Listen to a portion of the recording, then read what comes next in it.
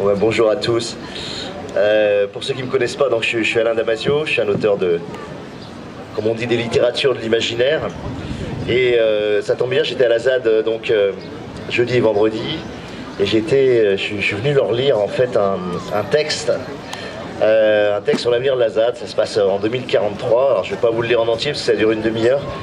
Mais c'est un texte essentiellement sur l'avenir de la forêt et de la filière bois dans la ZAD. Mais je vais vous lire quelques passages, voilà, comme ça. Vous allez entendre parler un peu de la forêt. C'est surtout fondé sur la forêt de la Roanne, là-bas.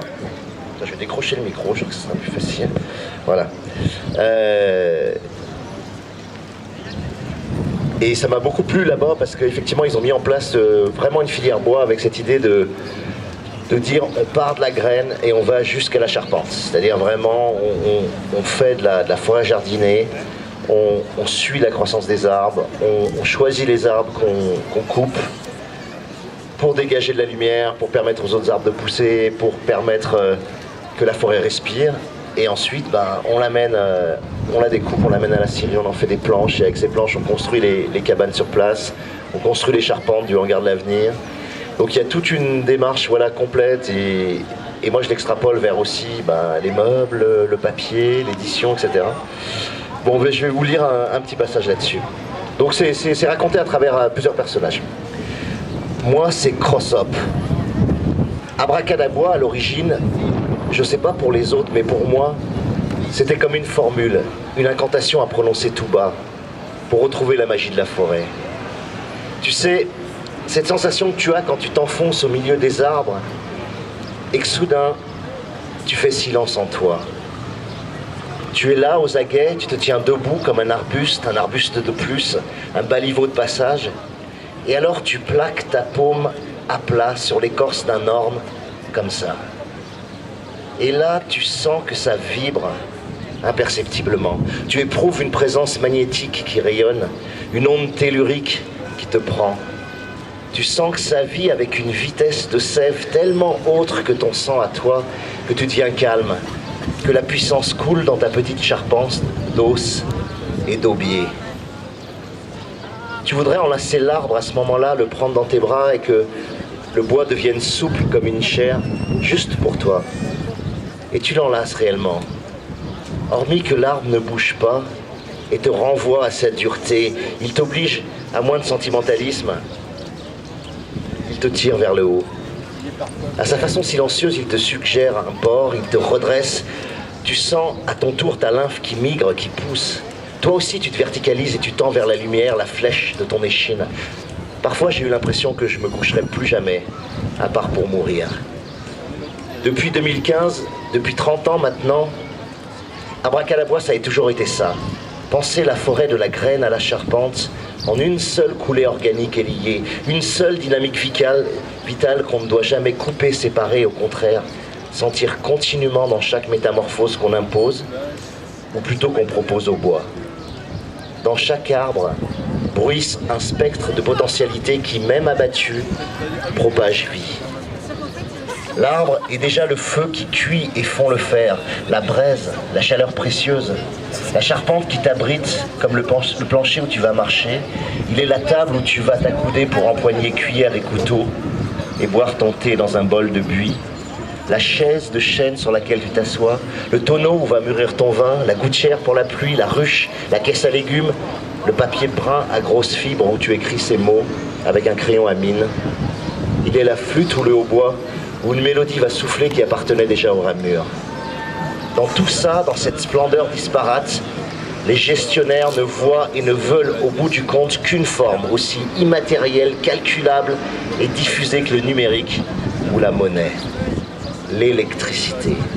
Des champs d'arbres sont débusqués et abattus en 4 secondes, ébranchés en 8, tranchés en grumes par 16, portés pour être broyés en plaquettes ou pillés en granulés, avant d'être déversés dans des silos où leur fluidité morte fera le bonheur mort de l'industrie. Dans un arbre, ces barbares-là voient un cubage.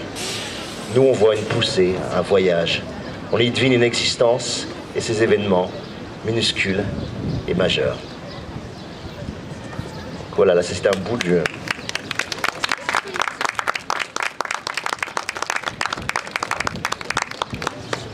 Alors je vais vous faire la fin du texte en fait. Je vois que vous avez le temps en fait, on a le temps. Là c'est un personnage qui est un artiste, qui est plutôt un land artiste, voilà, spécialiste de sculpture, peinture et qui travaille et il vient s'installer dans la forêt de la Roanne, à la ZAD, et il décide de bâtir un certain nombre de choses et il va parler de sa vision de la forêt. J'aime bien cette fin, elle est assez chouette. Ouais. En m'installant à la Vosgerie, donc la Vosgerie c'est une cabane qui vient d'exploser avec la pelleteuse. Hein. Mais on imagine qu'en 2043 l'heure a été refaite et tout. Hein, en m'installant à la Vosgerie, j'ai rêvé tout simplement à un art de plein air. Embryonnaire était encore le land art sur la ZAD et j'étais à un âge où j'avais moins envie de peindre ou de sculpter que d'approcher l'espace à la façon d'un architecte. Sortir du funérarium chic de nos musées citadins pour définir des espaces, c'est cool avec moi, pour définir des espaces d'exposition qui soient de vrais espaces et surtout qui soient réellement exposés, c'est-à-dire ouverts au vent, au gel, aux animaux qui passent, à ceux qui viennent ramasser des châtaignes en se piquant sur les bogues, ou voir bleuir la chair d'un bolet, flâner ou glaner, bref, à ceux qui veulent toucher le monde avec leurs oreilles, leur nez et leurs mains. Dans une forêt, rien n'est neutre. Toute œuvre vibre dans les rayures des fûts. Elle n'a pas de mur blanc pour la protéger, elle doit se faire sa place dans l'espace, en affinité ou en contraste. Soit elle surgit et se détache, fait tache, soit elle se fond, mimétique alors, caméléone. Notre musée de plein air s'élabore lentement, sans réel plan, en alternant œuvres durables et pièces éphémères, totems et mandalas de feuilles, marqueterie d'érable et mobile de caldaire, land art, nid, earthworks, souches gravées. Il a la magnificence des flottements d'éclairage, du soleil pâle et changeant, des dernières raies crépusculaires, de la nuit qui s'approche doucement et qui tombe en se prenant les pieds dans les racines. La neige si rare apporte à la plus brute des souches sculptées comme un prestige de drap inaugural. Le givre est une peau intime qui, au jour insistant, se diapre et s'évapore. La pluie peut bien tomber, elle glisse, elle laisse comme des éclats de larmes sur nos galets meulés. Comme au musée où le parcours se guide, nos palais épars et sans toit ont leurs colonnes qui sont fues, et leurs couloirs qui sont sentes, et leurs salles qui sont clairières. L'ordre qui s'y dessine est de suggérance, jamais d'imposition. Il se boude ou se coupe. Le corps est toujours déjà engagé, il marche et il cherche, il fait des nuages de buée, il est transi, trempé, tellement heureux comme quand l'été vient.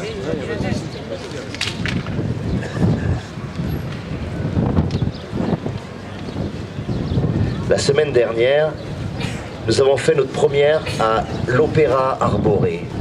Comment décrire ça? La clairière en fer à cheval avec les épicéas sombres en perspective derrière la scène.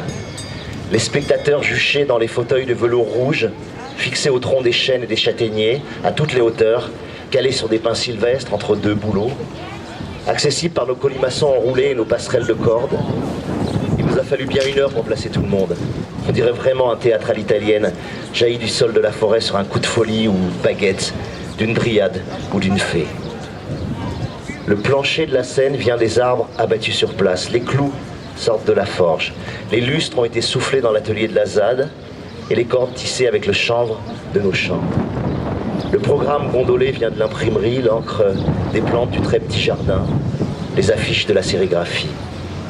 La pièce a été écrite à 16 personnes en atelier d'écriture d'après des récits repaillés par les bibliothécaires du talus sur les camisards, la guerre des demoiselles et surtout le marronnage. Quilombo, Mocambo, Campu. Marronner en forêt, pratiquer l'esquive, fuir et faire fuir le système, comme on perce un tuyau, devenir furtif. Être forêt dans nos cœurs et nos actes, dans nos façons de penser et de pousser ensemble, s'enfricher et prendre feu à l'intérieur, longtemps, pour réchauffer le courage. Ça parlait à peu près de ça et ça le chantait, la force de surgir et l'art de disparaître avec l'orchestre uniquement corps des vents qui jouait au creux du ravin, les pieds dans la boue. À un moment, le lustre énorme, croulant sous les bougies, a mis le feu à la corde qui le soutenait et il s'est écrasé sur la scène en dispersant en étoile une centaine de flammes. Alors la troupe a eu l'idée de ramasser une à une les lumignons et de les confier chacun à un spectateur, une spectatrice, pour qu'ils les tiennent haut dans leurs paumes jusqu'à la fin de l'opéra. Ça faisait une myriade de petites lucioles ça et là dans la nuit. À l'entracte, je leur ai demandé s'ils pouvaient les souffler juste au moment du mouvement final. Ils l'ont fait, presque en même temps. Il y a eu alors un noir et un silence que j'avais jamais connu ailleurs, ni aussi intense. Même les grenouilles ont suspendu leur chant. C'est à ce moment-là que j'ai compris pourquoi j'avais fait tout ça, et ce que j'avais cherché sans le savoir depuis toutes ces années. Notre flamme des bandes. Je ne sais pas ce que nous deviendrons. Je ne sais pas combien de fois il faudra qu'on s'attache aux arbres et dans combien de milliers de forêts, s'allonger dans quelle foultitude de prairies, flotter sur combien de lacs et de marais, se tenir debout dans combien de manifs, sur combien de toits et au milieu de combien de places, pour que ce monde change et décide enfin de quelle couleur doit être la terre que nous voulons. Nous percevons toujours la forêt ou la ZAD comme des verticalités, des résistances hautes, altières, des insurrections. Toutes nos nuits fières, tous nos chaos sont toujours debout. Pour ma part, j'ai plutôt cette impression que les arbres, comme la ZAD, sont d'abord des rhizomes. D'abord une force horizontale qui court en secret sous nos pas, une épaisseur à la fois véloce et lente dans la terre qu'elle ouvre et troue. Les fins filaments des ifs, le mycélium qui les traite, qui les tresse, cette nappe qui fascicule furtivement sous la majesté très visible, trop visible des houppes, c'est ça qui en vérité tient la forêt. L'if, alors l'if je vous le dis, ça s'écrit H-Y-P-H-E, parce qu'il y en a qui croyaient que c'était l'arbre, mais c'est vraiment ces toutes petites racines qu'il y a dans le sol de la forêt. L'if reste encore très grossièrement comprise. On sait qu'elle décompose la nécromasse, qu'elle diffuse les nutriments, absorbe l'eau et la restitue, qu'elle sécrète ce qu'il faut pour nourrir des plantes hétérogènes, qu'elle participe à la résistance aux agents pathogènes, à la stabilisation mécanique des sols, en contrant leur érosion, à leur diversification microbienne. On commence à deviner ce que la résilience de nos biotopes lui doit. On sait aussi que son nom si gracieux signifie tissu, et qu'il sonne comme le si prometteur des anglophones, if.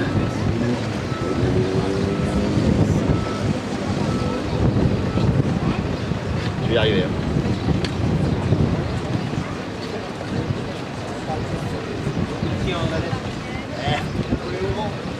Collez au vent. C'est presque fini, vous allez voir. On a souvent, c'est le passage que je préfère celui-là, je vous le dis tout de suite. Alors il faut écouter là. On a souvent parlé des liens pour expliquer la force des collectifs. À mon sens, il ne faut pas les voir comme des cordes, ni même comme une étoffe joliment tramée. Ce sont plutôt des lacis d'actes, des gestes initiés puis répétés par tel groupe, autrement. Des règles pas très droites qui se ramifient à force de niaque, un enchevêtrement de services rendus, de corvées joyeuses, d'entre-dons croisés. Ce sont des entrelacs organiques de réunions à n'en plus finir, de solidarité d'un jour, de complicité de fond et de conflits au final dépassés. Ce sont des putains d'ifs, croyez-moi, et rien d'autre. Mais c'est ça qui nous donne la puissance de trouver un matin cette verticale flèche qui va nous élever. Pas un pouvoir, non, une puissance de pousser, pousser encore, pousser par grappes, pousser dans tous les sens comme un feu de prairie qui se répand et qui peut aussi grimper aux cimes des arbres sans jamais rien brûler, puisqu'il est fait d'eau vive et de vivant.